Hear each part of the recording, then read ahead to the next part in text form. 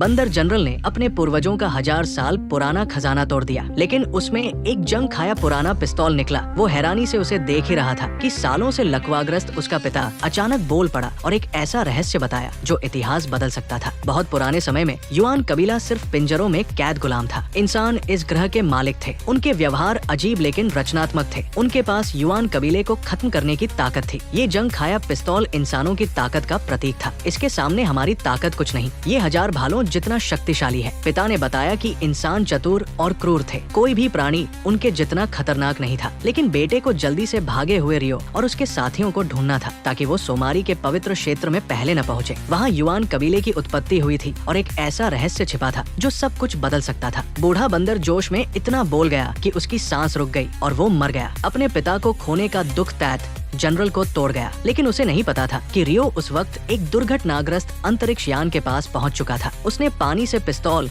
और मातृयान से संपर्क का उपकरण निकाला। उपकरण चालू करने पर उसे पता चला कि उसके साथी उसे ढूंढते हुए इस अनजान ग्रह पर आ गए थे। मातृयान के पास होने की खबर से रियो खुश हो गया और सिग्नल के पीछे अपने साथियों को ढूंढने निकला। लेकिन रास्ते में मानव तस्कर सितारा व्यापारियों ने हमला कर दिया। वो और उसके 2 साथी रियो और उसके भागे हुए इंसान गुलामों को पकड़ना चाहते थे। एक छोटे लड़के पर खतरा देख रियो ने तुरंत पिस्तौल से गोली चलाई। शक्तिशाली हथियार की धमकी से आगे का रास्ता आसान हो गया। जंगल पार कर वो रेगिस्तान में पहुँचे जहाँ अजीब टोटम खड़े थे। साथ चल रही सोफिया ने इन्हें पहचाना। ये युआन कबीले के आगे बढ़ना मना के चिन्ह थे, क्योंकि ये सोमारी की ओर जाने वाला रास्ता था। कहा जाता था कि वहाँ सारी सृष्टि का रहस्य छिपा है, जहाँ युआन के पूर्वज सामोदेव पैदा हुए थे। इसलिए इसे पवित्र और निषिद्ध माना जाता था। लेकिन रियो को इनकी परवाह नहीं थी। उसे सामोदेव से कोई मतलब नहीं, बस सोमारी जाना था, क्योंकि उसका सिग्नल बता रहा था कि मातृयान वहाँ उतरा था। लेकिन निषिद्ध क्षेत्र में घुसना आसान नहीं था। वहाँ ढेर सारे युआन सैनिक पहरा दे रहे थे। सीधे टकराव बुद्धिमानी नहीं थी। जल्द ही रियो को स्थानीय लोगों से पता चला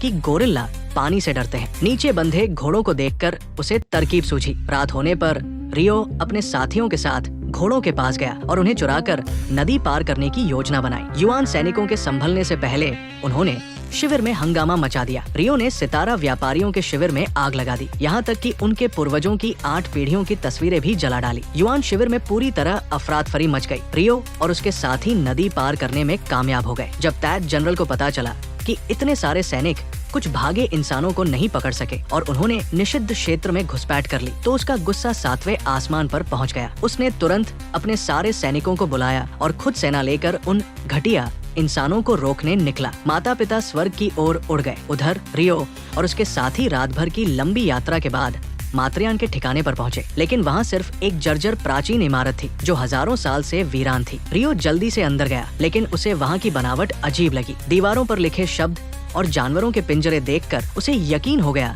कि ये वही मातृयान था। लेकिन उनके साथ क्या हुआ? ये यान यहाँ क्यों दुर्घटनाग्रस्त हुआ? और अगर वो कुछ दिन पहले ही गया था तो यान हजारों साल पुराना कैसे लग रहा था? सारे सवालों के साथ रियो ने अपनी हथेली के निशान से ड्राइविंग केबिन का दरवाजा खोला। बाहर से यान टूटा फूटा था, लेकिन न्यूक्लियर पावर की वजह से अंदर कुछ बिजली बची थी। रियो ने यान के स्वचालित वीडियो रिकॉर्ड से सारी सच्चाई जान ली। उसके साथ ही उसे बचाने के लिए इलेक्ट्रोमैग्नेटिक तूफान से गुजरे थे, लेकिन वो और रियो अलग अलग समय में भेज दिए गए। यान 1000 साल पहले दुर्घटनाग्रस्त हुआ था, जब ये ग्रह सिर्फ रेगिस्तान था। उस समय कोई जीवन नहीं था। इंसानों के लिए हालात मुश्किल थे, लेकिन उनके लाए सितारों ने जल्दी अनुकूलन कर लिया। लंबे प्रशिक्षण और जीन बदलाव के बाद उनकी बुद्धि खुली। धीरे धीरे वो इंसानों की गुलामी से तंग आ गए। सामो नाम के एक बुद्धिमान सितारे ने बगावत शुरू की और इंसानों का शासन उखाड़ फेंका। सब मर गए। वो मुझे ढूंढ रहे थे। हम तुम्हारी वजह से जिंदा है। सच्चाई जानकर रियो सदमे में था, लेकिन उसका आत्मग्लानि और भी ज्यादा थी। अगर वो तूफान के केंद्र में खोए सितारे को ढूंढने न गया होता तो उसके साथी इस अनजान ग्रह पर मरने न आते। रियो उदास होकर यान से बाहर निकला, लेकिन देखा कि हजारों इंसान वहाँ जमा हो रहे थे। रियो के युआन कबीले से टक्कर लेने की कहानी फैल चुकी थी। उम्मीद देखकर आदिम इंसान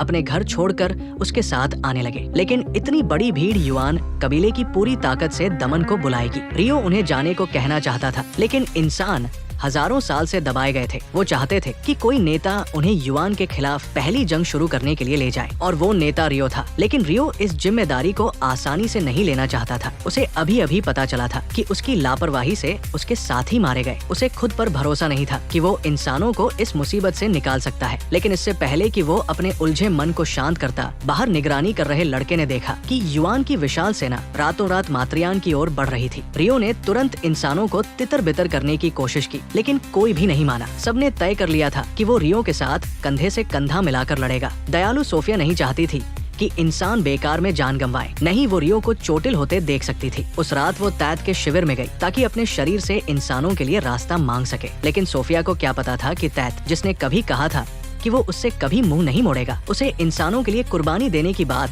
सुनकर गुलाम का अपमानजनक निशान दे देगा। उधर रियो बहुत उलझन में था। जल्द ही सोफिया को वापस भेज दिया गया। उसके हाथ पर गुलाम का निशान देख रियो का मन भावनाओं से भर गया। शायद उसे शुरू से सोफिया को इसमें नहीं लाना चाहिए था, लेकिन जब सोफिया अपनी चोट का इलाज करने गई, रियो को याद आया कि यान में अभी भी बिजली बची थी। इससे उसे एक साहसी तरकीब सूझी। अगले दिन जैसे ही युआन सेना करीब आई, रियो ने ज्यादातर लोगों को यान के पीछे छिपने को कहा। वो और कुछ साथी सामने चारा बनकर खड़े रहे। पहली लहर भेजो। युआन के कमांडर के आदेश पर सेना ने पहला हमला किया। मौका देखकर रियो और उसके साथी भागे। जैसे ही युआन सैनिक यान के पास पहुंचे, रियो ने स्टार्ट स्विच दबाया। यान का न्यूक्लियर फ्यूल चालू हुआ और एक ताकतवर धमाका हुआ। आग की लपटों ने सामने आए सितारों को उड़ा दिया। यहाँ तक कि दूर की युआन सेना भी प्रभावित हुई। कुछ पल बाद सारे इंसान टूट पड़े और बचे हुए सितारों पर हमला कर दिया। लेकिन इससे तैत को मौका मिल गया। इंसानों का बेखौफ हमला देखकर उसे पता चला कि आग का हमला दोबारा नहीं होगा। उसने गर्जना की और बची सेना के साथ आखिरी हमला शुरू किया। इंसानों और सितारों की जंग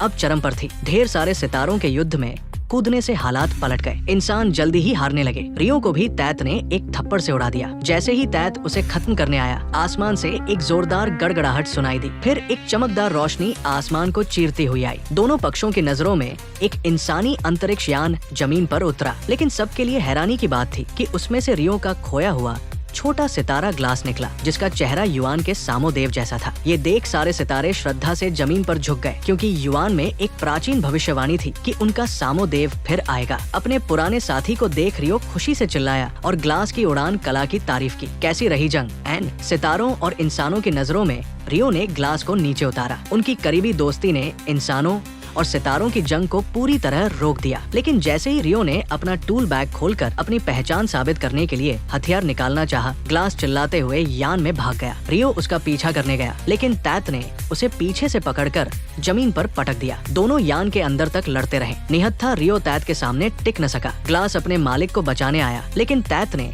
अपने पूर्वज का अपमान मानकर उसे भी उड़ा दिया। रियो ने मौका देखकर पिस्तौल उठाई और तैत पर गोली चलाई, लेकिन तैत बहुत तेज था। रियो की सारी गोलियां चूक गई और तैत ने उसे उल्टा पटक दिया। आखिरकार वो शक्तिशाली पिस्तौल, जो 1000 भालों जितना ताकतवर था, तैत के हाथ लग गया। उसने एक बार आजमाकर समझ लिया कि इसे कैसे चलाना है। उसने रियो को खत्म करने के लिए गोली तानी। रियो ने चुपके से केबिन का स्विच दबा दिया। एक पारदर्शी दरवाजा गिरा और तैत की गोली उसी पर लौट आई। गुस्से में तैत ने दरवाजा तोड़ने की कोशिश की, लेकिन चीन जैसी मजबूत बनावट को वो कैसे तोड़ सकता था। उसने अपने सैनिकों को रियो को खत्म करने का आदेश दिया, लेकिन अपने पूर्वज पर हमला करने की वजह से सारे युआन उससे नाराज थे। जो कुछ मैं मानता था सब झूठ था। अब मैं तुम्हारी मदद नहीं करूंगा। कभी शक्तिशाली युआन जनरल अब हमेशा के लिए कैद हो गया। सामोदेव के आने के बाद इंसानों और सितारों की जंग खत्म हो गई। दोनों पक्षों ने शांति से रहने का फैसला किया। रियो को खुशी हुई कि यान में उसके आने के समय के निर्देशांक बचे थे। उसने ग्लास को सोफिया को सौंपा